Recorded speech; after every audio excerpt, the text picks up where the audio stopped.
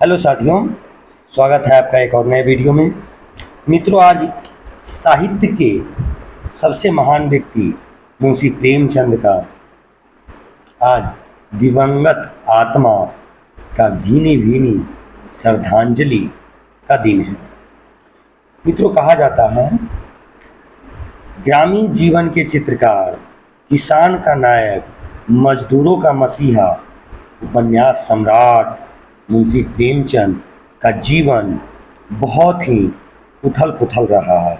लेकिन साहित्य प्रेमचंद के बिना साहित्य की कल्पना करना अधूरी है। आज उन्हीं के बारे में जानेंगे और उन्होंने साहित्य की जो सेवा की, उन्होंने जो साहित्य में अपना योगदान दिया, उनकी प्रमुख रचनाएं, उनकी पुस्तक, उनकी जीवन की यात्रा, इस पर हम आज बात करेंगे। जो विभिन्न एग्ज़ामों में, नेट के एग्ज़ाम हो, अदर टीचिंग परीक्षा के एग्ज़ाम हो, इस समय मुंशी प्रेमचंद से क्वेश्चन रहता ही रहता है। मित्रों, प्रेमचंद का जन्म 31 जुलाई सन 1880 ईस्वी को हुआ था और उनकी जो मृत्यु हुई थी वह आज ही के दिन 8 अक्टूबर 1936 ईस्वी को हुई थी। और उनका अंतिम उपन्यास जो था गोदान, ये बहुत ही चर्चित उपन्यास है। कई भाषाओं में इसकी अनुवाद हो चुकी है। मुंशी प्रेमचंद हिंदी और उर्दू के महानतम भारतीय लेखकों में से एक थे। मूल नाम इनका धनपत राय था। धनपत राय श्रीवास्तव प्रेमचंद को प्रेम से नवाब राय और मुंशी प्रेमचंद के नाम से भी जाना जाता है। इन्हें कलम के सिपाही भी कहा जाता है। उपन्यास के क्षेत्र में उनके योगदान को देखकर बंगाल के विख्यात उपन्यासकार शरत चंद्र चट्टोपाध्याय ने उन्हें उपन्यास सम्राट कहकर संबोधित किया था। प्रेमचंद ने हिंदी कहानी और उपन्यास की एक ऐसी परंपरा का विकास किया जिसने पूरी सदी के साहित्य का मार्गदर्शन किया। आगामी एक पूरी पीढ़ी को गहराई तक प्रभावित कर प्रेमचंद ने साहित्य की यथार्थवादी परंपरा की नींव रखी। उनका लेखन हिंदी साहित्य की एक ऐसी विरासत है जिसके बिना हिंदी के विकास का अध्ययन अधूरा होगा। वे एक संवेदनशील लेखक, सचेत नागरिक, कुशल वक्ता तथा सुधी विद्वान संपादक थे। 20वीं सदी के पूर्वार्ध में जब हिंदी में तकनीकी सुविधाओं का अभाव था, उनका योगदान अतुलनीय था। प्रेमचंद के बाद जिन लोगों ने साहित्य को सामाजिक सरोकार और प्रगतिशील मूल्यों के साथ आगे बढ़ाने का काम किया, उनमें यशपाल से लेकर मुक्तिबोध तक शामिल हैं। उनके पुत्र हिंदी के प्रसिद्ध साहित्यकार अमृत राय हैं, जिन्होंने इन्हें कलम का सिपाही नाम दिया था। प्रेमचंद वह नाम, कहा जाता है व्यक्तित्व व्यक्ति का समूल आधार ही नहीं होता, बल्कि उसके नैतिकता का चमकता हुआ सितारा होता है। ऐसे ही महान व्यक्तियों का पदार्पण वाराणसी के खूबसूरत वादी लम्ही नामक गांव में हुआ था। उनकी माता का नाम आनंदी देवी था तथा पिताजी का नाम मुंशी अजायब राय था। लम्ही में डाक मुंशी थे वे। उनकी शिक्षा का आरंभ उर्दू फारसी से हुआ और जीवन यापन का अध्यापन से पढ़ने का शौक उन्हें बचपन से ही लगा हुआ था। 13 साल की उम्र में ही उन्होंने तिलिस्म ये होशरुबा पढ़ लिया था। उन्होंने उर्दू के मशहूर रचनाकार रतन नाथ सरसार, मिर्जा हादी रुशवा और मौलाना सरर के उपन्यासों से परिचय प्राप्त कर लिया था। सन 1898 में मैट्रिक की परीक्षा उत्तीर्ण करने के बाद एक अस्थायी विद्यालय में शिक्षक नियुक्त हो गए थे। नौकरी के साथ ही उन्होंने पढ़ाई जारी रखी और 1910 ईस्वी में उन्होंने अंग्रेजी, दर्शन, फारसी और इतिहास लेकर इंटर पास कर लिया और 1919 में बीए पास करने के बाद शिक्षा विभाग के इंस्पेक्टर पद पर नियुक्त हुए। 7 वर्ष की अवस्था में ही उनकी माता तथा 14 वर्ष की अवस्था में पिताजी का देहांत हो गया, जिसके कारण उनका आरंभिक जीवन संघर्षमय रहा। उनका पहला विवाह उन दिनों की परंपरा के अनुसार 15 साल की उम्र में हुआ, जो सफल नहीं रहा। वे आर्य समाज से प्रभावित रहे, जो उस समय का बहुत बड़ा धार्मिक और सामाजिक आंदोलन था। उन्होंने विधवा विवाह का समर्थन किया और 1907 में उन्होंने दूसरी विवाह अपनी प्रगतिशील परंपरा के अनुरूप बाल विधवा शिवरानी देवी से किया। उनकी 3 संतानें हुई, श्रीपत राय, अमृत राय और कमला देवी श्रीवास्तव। 1910 में उनकी रचना सोजे वतन राष्ट्र का विलाप है के लिए हमीरपुर के जिला कलेक्टर ने तलब किया और उन पर जनता को भड़काने का आरोप लगाया। सोजे वतन की सभी प्रतियां जब्त करके नष्ट कर दी गई थी। कलेक्टर ने नवाब राय को हिदायत दी कि अब वे कुछ भी नहीं लिखेंगे, यदि लिखा तो जेल भेज दिया जाएगा। इस समय तक प्रेमचंद धनपत राय के नाम से लिखा करते थे। उर्दू में प्रकाशित होने वाली जमाना नामक पत्रिका के संपादक और उनके अजीज दोस्त मुंशी दया नारायण निगम ने उन्हें प्रेमचंद नाम से लिखने की सलाह दी। इसके बाद वे प्रेमचंद के नाम से लिखने लगे। उन्होंने आरंभिक लेखन जमाना पत्रिका में ही किया। जीवन के अंतिम दिनों में वे गंभीर रूप से बीमार पड़ गए। उनका उपन्यास मंगलसूत्र पूरा नहीं हो सका और लंबी बीमारी के कारण 8 अक्टूबर 1936 ईस्वी को उनका निधन हो गया। उनका अंतिम उपन्यास मंगलसूत्र उनके पुत्र अमृत राय ने पूरा किया।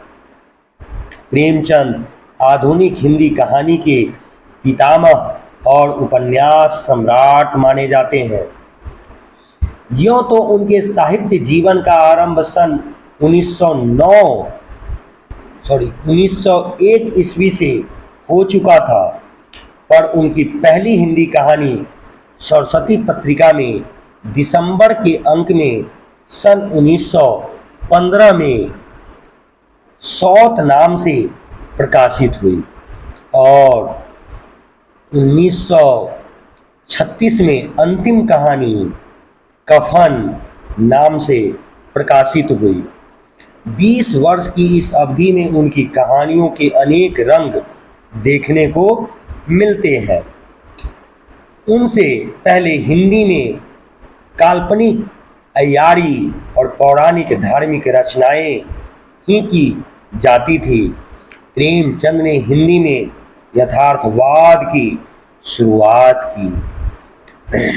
भारतीय साहित्य का बहुत सा विमर्श जो बाद में प्रमुखता से उभारा, चाहे वह दलित साहित्य हो या नारी साहित्य हो, उसकी जड़ें कहीं गहरे प्रेमचंद के साहित्य में दिखाई देती है।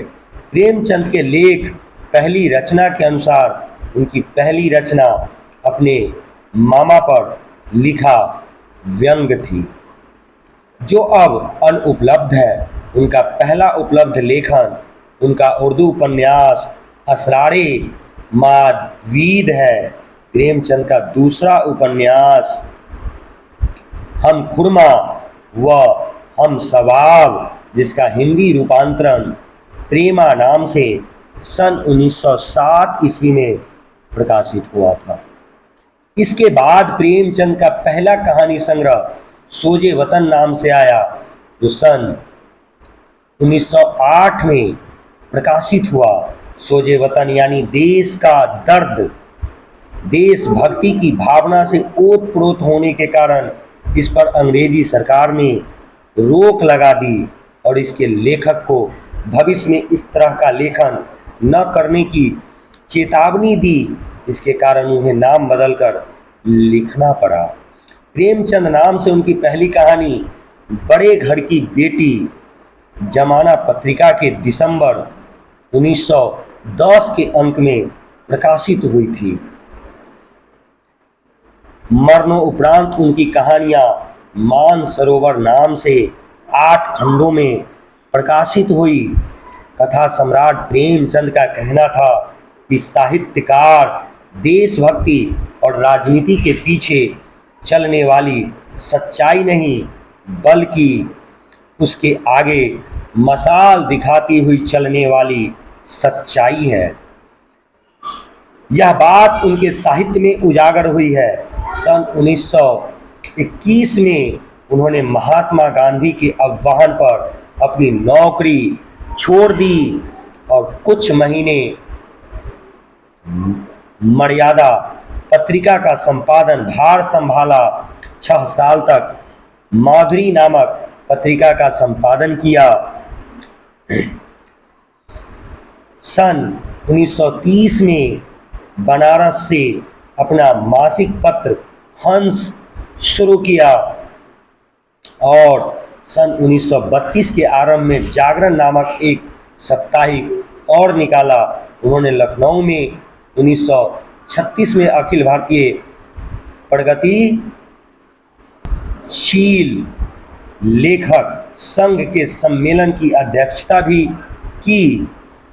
उन्होंने मोहन दयाराम भवनानी की अजंता सिनेटोन कंपनी में कहानी लेखक की नौकरी भी की और सन 1934 में प्रदर्शित मजदूर नामक फिल्म की कथा लिखी और कंटेक्ट की।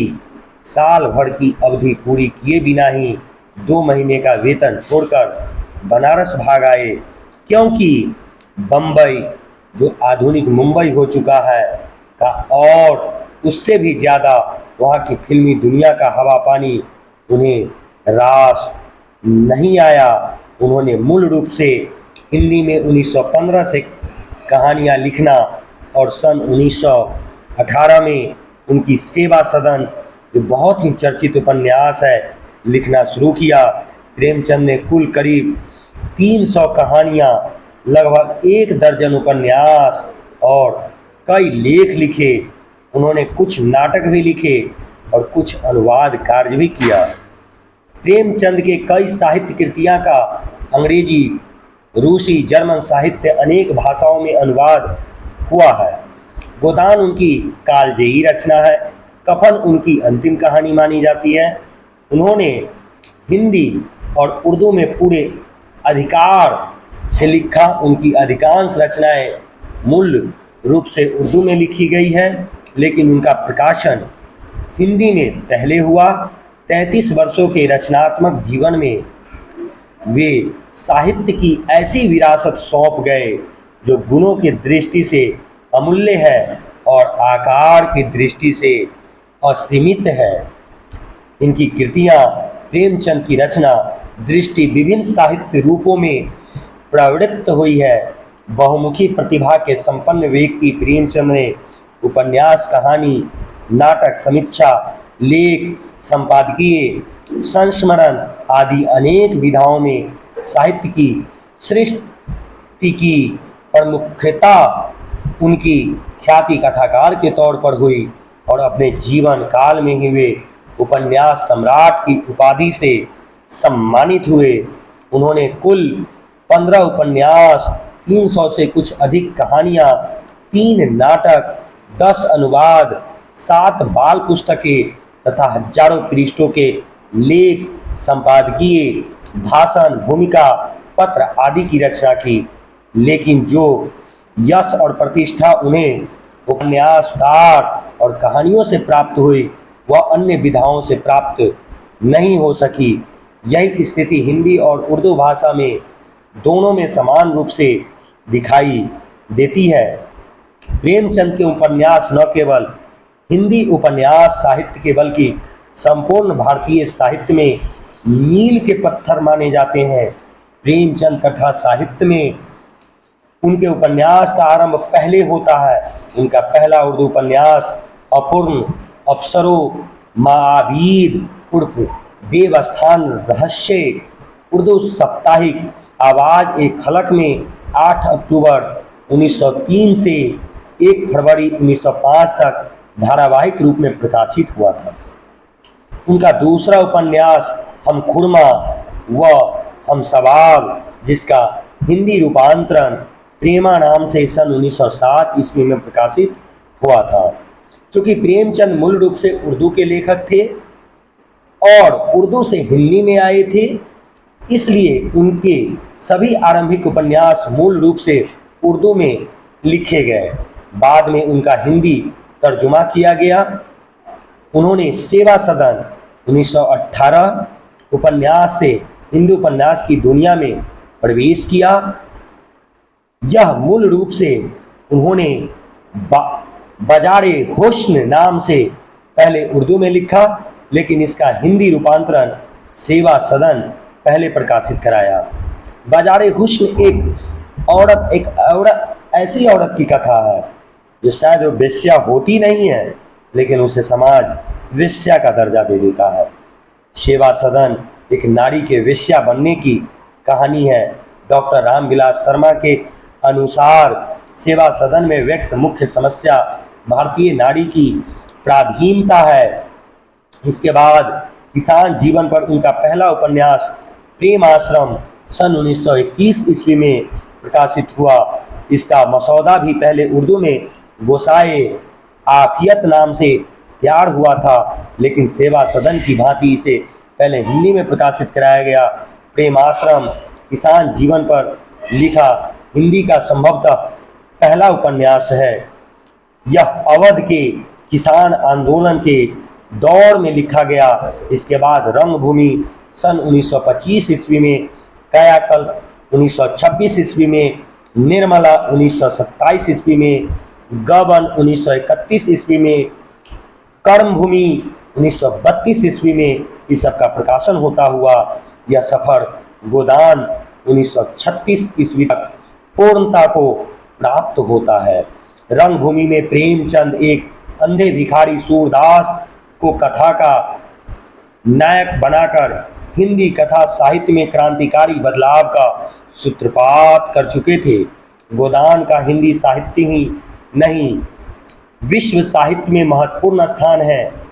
इसमें प्रेमचंद की साहित्य संबंधी विचारधारा आदर्शोन्मुख यथार्थवाद से आलोचनात्मक यथार्थवाद तक की पूर्णता प्राप्त करती है।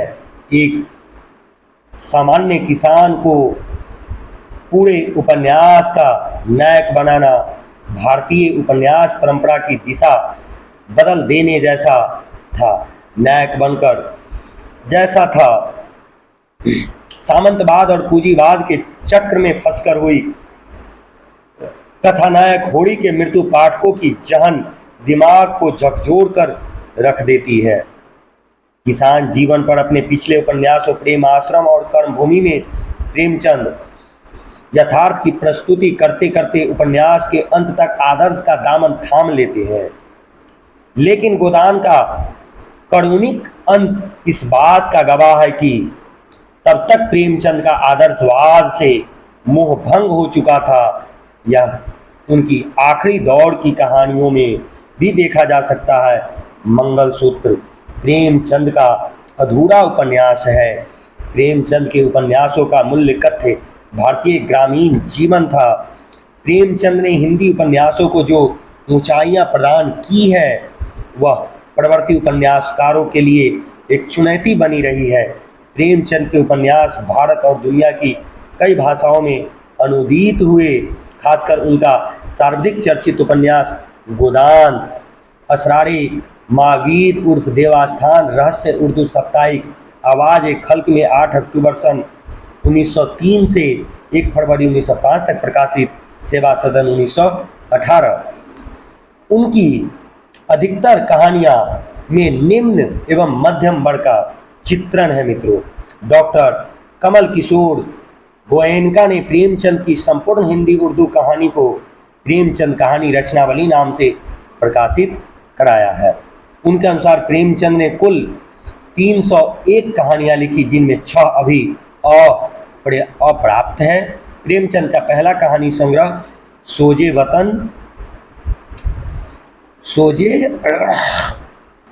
वतन नाम से जून 1908 में प्रकाशित हुआ। इसी संग्रह की पहली कहानी दुनिया का सबसे अनमोल रत्न को आमतौर पर उनकी पहली प्रकाशित कहानी माना जाता रहा है।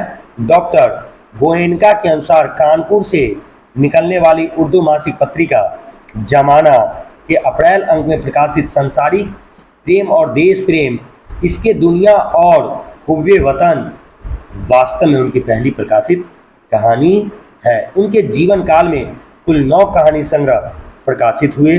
सोजे वतन, सप्त सरोज, नवनिधि, प्रेम पूर्णिमा, प्रेम पच्चीसी, प्रेम प्रतिमा, प्रेम द्वादशी, समर यात्रा, मानसरोवर भाग 1 व भाग 2 और कफन। उनकी मृत्यु के बाद उनकी कहानियां मानसरोवर शीर्षक से 8 भागों में प्रकाशित हुई। प्रेमचंद साहित्य में मुद्राधिकार से मुक्त होते ही विभिन्न संपादकों और प्रकाशकों ने प्रेमचंद की कहानियों से संकलन तैयार कर प्रकाशित कराए। उनकी कहानियों में विषय और शिल्प की विविधता है। उन्होंने मनुष्य के सभी वर्गों से लेकर पशु पक्षियों तक को अपनी कहानियों में मुख्य पात्र बनाया है। उनकी कहानियों में किसानों, मजदूरों, स्त्रियों, दलितों आदि की समस्याओं को गंभीरता से चित्रित किया गया है। उन्होंने समाज सुधार, देश प्रेम, स्वाधीनता संग्राम आदि से संबंधित कहानियां लिखी है। उनकी ऐतिहासिक कहानियां तथा प्रेम संबंधी कहानियों भी काफ़ी लोकप्रिय साबित हुई है।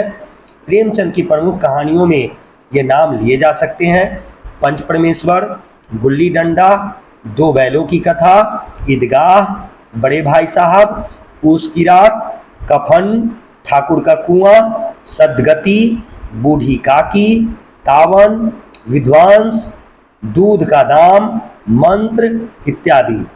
नाटक प्रेमचंद ने संग्राम 1923 में, कड़बला 1924 में और प्रेम की वेदी 1933 में नाटकों की रचना की। ये नाटक शिल्प और संवेदना के स्तर पर अच्छे हैं, लेकिन उनकी कहानियां और उपन्यासों ने इतनी ऊंचाई प्राप्त कर ली थी कि नाटक के क्षेत्र में प्रेमचंद को कोई खास सफलता नहीं मिली। ये नाटक वस्तुतः संवादात्मक उपन्यास ही बन गए थे। इसके अलावा प्रेमचंद के जीवन संबंधित कुछ विवाद भी रहे हैं। इतने महान रचनाकार होने के बावजूद प्रेमचंद का जीवन आरोपों से मुक्त नहीं है। प्रेमचंद के अध्येता कमल किशोर गोयनका ने अपनी पुस्तक प्रेमचंद अध्ययन की नई दिशाएं में प्रेमचंद के जीवन पर कुछ आरोप लगाकर उनके साहित्य का महत्व कम करने की कोशिश की। प्रेमचंद पर लगे मुख्य आरोप है प्रेमचंद ने अपनी पहली पत्नी को बिना वजह छोड़ दिया और दूसरी विवाह के बाद भी उनके अन्य किसी महिला से संबंध रहे। जैसा कि शिवरानी देवी ने प्रेमचंद घर में जो रचना है उसमें उद्धृत किया है। प्रेमचंद ने जागरण विवाद में विनोदा शंकर व्यास के साथ धोखा किया। प्रेमचंद ने अपनी प्रेस के वरिष्ठ कर्मचारी प्रवासी लाल वर्मा के साथ धोखाधड़ी की। प्रेमचंद के प्रेस में मजदूरों ने हड़ताल की। प्रेमचंद ने अपनी बेटी के बीमार होने पर झाड़ फूक का सहारा लिया इत्यादि। कमल किशोर गोयनका द्वारा लगाए गए आरोप प्रेमचंद के जीवन का एक पक्ष जरूर हमारे सामने लाते हैं, जिसमें उनकी इंसानी कमजोरियों जाहिर होती हैं, लेकिन उनके व्यापक साहित्य के मूल्यांकन पर इन आरोपों का कोई असर नहीं पड़ पाया है। प्रेमचंद को लोग आज उनकी काबिलियत की वजह से याद करते हैं, जो विवादों को बहुत कम जगह देती है। प्रेमचंद को प्रायः मुंशी प्रेमचंद के नाम से जाना जाता है। प्रेमचंद के नाम साथ मुंशी कब और कैसे जुड़ गया, इस विषय में अधिकांश लोग यही मानते हैं कि प्रारंभ में प्रेमचंद अध्यापक रहे और अध्यापक को प्रायः उस समय मुंशी कहा जाता था। इसके अतिरिक्त कायस्थों के नाम के पहले सम्मान स्वरूप मुंशी शब्द लगाने की परंपरा रही है। संभवतः प्रेमचंद जी के नाम के साथ मुंशी शब्द जुड़कर रूढ़ हो गया। प्रोफेसर सुखदेव सिंह के अनुसार प्रेमचंद जी ने अपने नाम के आगे मुंशी शब्द का प्रयोग स्वयं कभी नहीं किया। उनका यह भी मानना है कि मुंशी शब्द सम्मान सूचक है, जिसे प्रेमचंद के प्रशंसकों ने कभी लगा दिया होगा। यह तथ्य अनुमान और आधारित है, लेकिन प्रेमचंद के नाम के साथ मुंशी विशेषण जुड़ने का प्रमाणिक कारण यह है कि हंस नामक पत्र प्रेमचंद एवं कन्हैयालाल मुंशी के सह संपादन में निकलता था, जिसकी कुछ प्रतियों पर कन्हैयालाल मुंशी का पूरा नाम न छपकर मात्र मुंशी छपा रहता था। साथ ही प्रेमचंद का नाम इस प्रकार छपा होता था कि हंस की प्रतियों पर देखा जा सकता है संपादक मुंशी प्रेमचंद। हंस के संपादक प्रेमचंद तथा कन्हैयालाल मुंशी थे, परंतु कालांतर में पाठकों ने मुंशी तथा प्रेमचंद को एक साथ समझ लिया और प्रेमचंद मुंशी प्रेमचंद बन गए।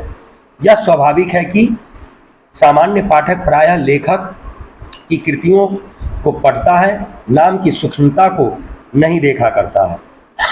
आज प्रेमचंद का मुंशी अलंकरण इतना रूढ़ हो गया है कि मात्र मुंशी से ही प्रेमचंद का बोध हो जाता है, तथा मुंशी न कहने से प्रेमचंद का नाम अधूरा अधूरा सा लगता है।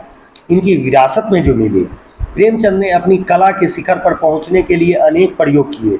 जिस युग में प्रेमचंद ने कलम उठाई थी, उस समय उनके पीछे ऐसी कोई ठोस विरासत नहीं थी, न ही विचार और प्रगतिशीलता का कोई मॉडल ही उनके सामने मौजूद था। लेकिन होते होते उन्होंने गोदान जैसी कालजयी उपन्यास की रचना की, जो एक आधुनिक क्लासिक माना जाता है। उन्होंने चीज़ों को खुद गढ़ा और खुद आकार दिया। जब भारत का स्वतंत्रता आंदोलन चल रहा था, तब उन्होंने कथा साहित्य द्वारा हिंदी और उर्दू दोनों भाषाओं को जो अभिव्यक्ति दी, उसे सियासी सरगर्मी को, जोश को और आंदोलन को सभी को उभारा और उसे ताकतवर बनाया, और इससे उनका लेखन भी ताकतवर होता चला गया। प्रेमचंद इस अर्थ में निश्चित रूप से हिंदी के पहले प्रगतिशील लेखक कहे जा सकते हैं। सन 1933 में उन्होंने प्रगतिशील लेखक संघ के पहले सम्मेलन को सभापति के रूप में संबोधित किया गया था। उनका यही भाषण प्रगतिशील आंदोलन के घोषणा पत्र को आधार बना। प्रेमचंद ने हिंदी में कहानी की एक परंपरा को जन्म दिया और एक पूरी पीढ़ी उनके कदमों पर आगे बढ़ी। 50 से 60 के दशक में रेणु, नागार्जुन और इनके बाद श्रीनाथ सिंह ने ग्रामीण परिवेश की कहानियाँ लिखी है। वे एक तरह से प्रेमचंद की परंपरा के तारमय के अंतर्गत आती है। प्रेमचंद एक क्रांतिकारी रचनाकार थे। उन्होंने न केवल देशभक्ति बल्कि समाज में व्याप्त अनेक कुरीतियों को देखा और उनको कहानी के माध्यम से पहली बार लोगों के समक्ष प्रस्तुत भी किया। उन्होंने उन समय के समाज की भी जो समस्याएं थी, उन सभी को चित्रित करने की शुरुआत कर दी थी। उसमें दलित भी आते हैं, नारी भी आती है और ये सभी विषय आगे चलकर हिंदी साहित्य के बड़े विमर्श के केंद्र बन गए। प्रेमचंद हिंदी सिनेमा के सबसे अधिक लोकप्रिय साहित्यकारों में से एक है। सत्यजीत राय ने उनकी 2 कहानियों पर यादगार फिल्म बनाई है।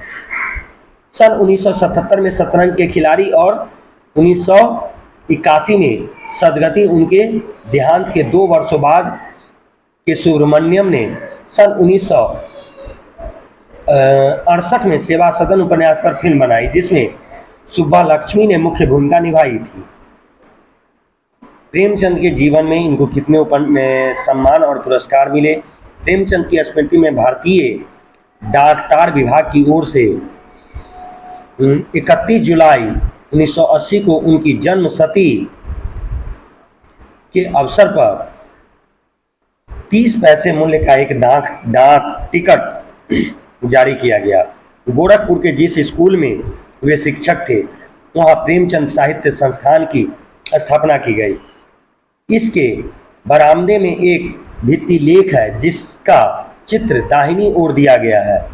यहाँ उनसे संबंधित वस्तुओं का एक संग्रहालय भी मौजूद है, जहाँ उनकी एक वक्ष प्रतिमा भी है। प्रेमचंद की 125वीं सालगिरह पर सरकार की ओर से घोषणा की गई कि वाराणसी से लगे इस गांव में प्रेमचंद के नाम पर एक स्मारक तथा शोध एवं अध्ययन संस्थान बनाया जाएगा। प्रेमचंद की पत्नी शिवरानी देवी ने प्रेमचंद घर में नाम से उनकी जीवनी लिखी और उनके व्यक्तित्व को उसी हिस्से को उजागर किया जिससे लोग अनभिज्ञ थे। यह पुस्तक सन 1944 में पहली बार प्रकाशित हुई, लेकिन साहित्य के क्षेत्र में इसके महत्व का अंदाजा इसी बात से लगाया जा सकता है कि इसे दोबारा 2005 में संशोधित करके प्रकाशित की गई। इस काम को उनके ही नाती प्रबोध कुमार ने अंजाम दिया। इसका अंग्रेजी व हसन मंजर का किया हुआ उर्दू अनुवाद भी प्रकाशित हुआ। उनके ही बेटे अमृत राय ने कलम का सिपाही नाम से पिता की जीवनी लिखी।